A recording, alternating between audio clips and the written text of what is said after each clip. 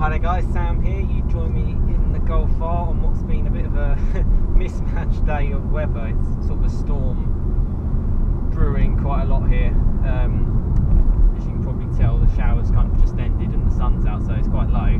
But yeah, as the title suggests, I kind of just wanted to go over the brakes, just a specific video on them. Always something that I feel is kind of underrated in car community, I guess.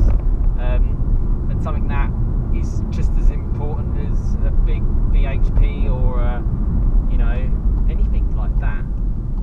It's yeah, it's such a crucial part of any car.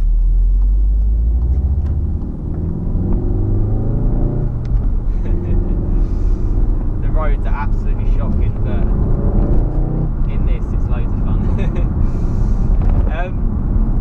Yeah, and obviously, so to go over a little bit of details on this, so they're 340mm brakes from standard, and they're actually the same brakes you can get on the Golf GTI Performance Pack, and they provide such good stopping power for the road, and I can only imagine if you got, you know, if you upgraded like the brake lines or the brake pads, they'd be even better. Certainly for road use, they're really good. They give you so much confidence.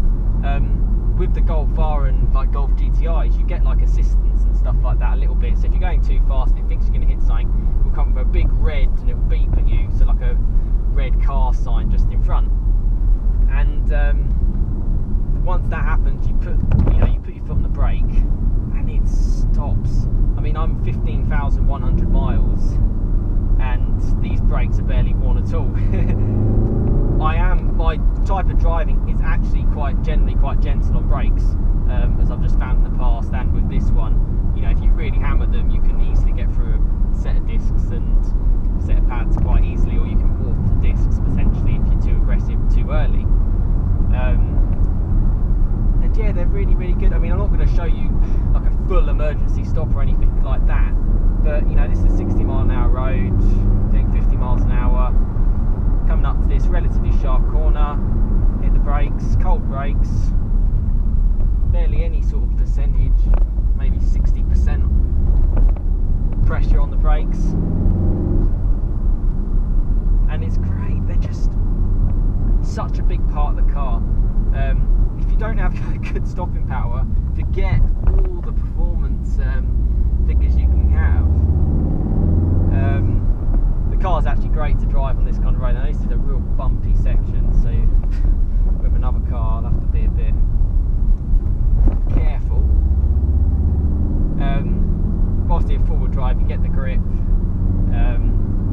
It's actually not that cold today, so you know, we're only a day away from December, and I mean, I was thinking about winter tyres. Now I'm sort of thinking, well, I'm quite happy I haven't, because it hasn't really properly arrived yet. For reference, if you're not familiar with my channel, I go around these roads a little bit as like a fun drive, and stuff like that will always make me smile. It's just, yeah, so much fun. And the brakes are absolutely brilliant, you know, they're absolutely brilliant. Let's go down here.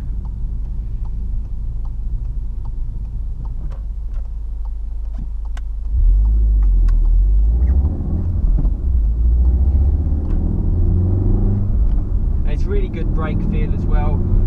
If you're going to take a car on track, you've got to really think about, like I've said before, proper brake pads like EBC, like yellow stuff pads, upgraded brake lines and all that kind of stuff is going to do a better job. But for the road, I just absolutely love them, and I mentioned it before, I love the stance of a car when the brake discs are sort of filling the whole of the wheel. The whole of the wheel as that person nearly falls out in front of me. And this one does. On my 18-inch Cadiz, there's nothing in it. I'll put some pictures up as I'm driving around, and I think they're absolutely brilliant. And and because you're not using their full potential, it's always nice to know it's got that little bit more. It's like the whole persona of a Golf R in the first place. It's got all that power. You don't really have to use all of it to have that fun. Yeah, on the road, you know, I've had occasions before where it's like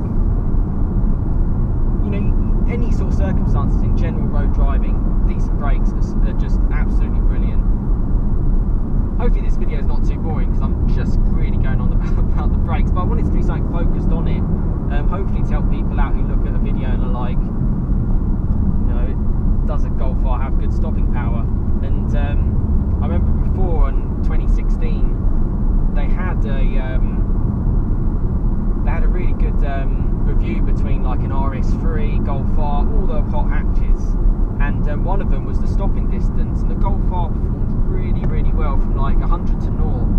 Was really up there with some of the bigger boys, the bigger players, the the 40 grand A45s, the RS3s. This stood up to the test.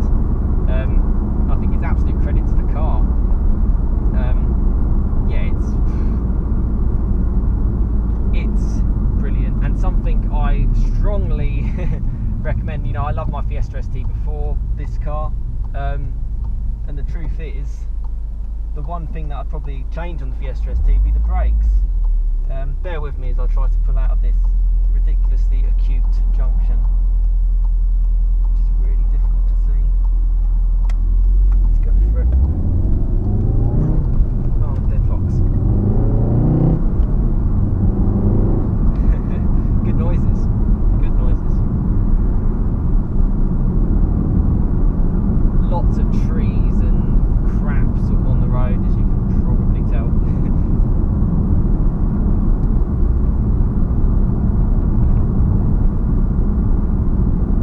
And whether if you're after a performance car for the road, it makes an absolutely huge difference. I don't want to repeat myself too much, and I don't want to make this video too long, but yeah, I'm 15,000 miles in. Obviously it depends how certain people drive. If you're picking up a used Golf R, you don't know how people have been using the brakes. Unfortunately, it's just impossible to know. But if you get in the car from new, you treat them well, they'll look after you. They really will. And just a big factor of a car, which I think is really underrated. And you can go and spend big money on brakes actually. You could really go to town and spend thousands and thousands. But for this, it's one area which is just like, well, actually there's hardly any areas of the Golf R you'd want to improve. But yeah, this is definitely one where it's kind of like, yeah, I'm really happy with this. It's yeah, they're just superb. And I can only think on the GTI Performance pack, bear in mind it's about probably 100 kilos lighter, maybe a little bit less than that. They must just be even better. It's got less of a car to stop. Ultimately, four-wheel drive system does nothing to help.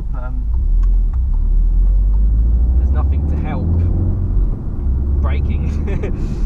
Obviously, tyres play a big part in it, a huge part in actually the braking capabilities. This is on Bridgestone Pretenders. I've mentioned before in other videos, I want Michelin Pilot Sport 4s on here. I think they're a really good tyre, and I will get them once wear goes down on this. But yeah, just a video around that, little bit of a fun drive as well, on this wintry day. You know what, when the weather's crap, I know the sun's come out now, this is the car to be in, honestly. There's not a hot hatch out there, which on these kind of greasy conditions, you've got to be in one of the four-wheel drive ones, haven't you?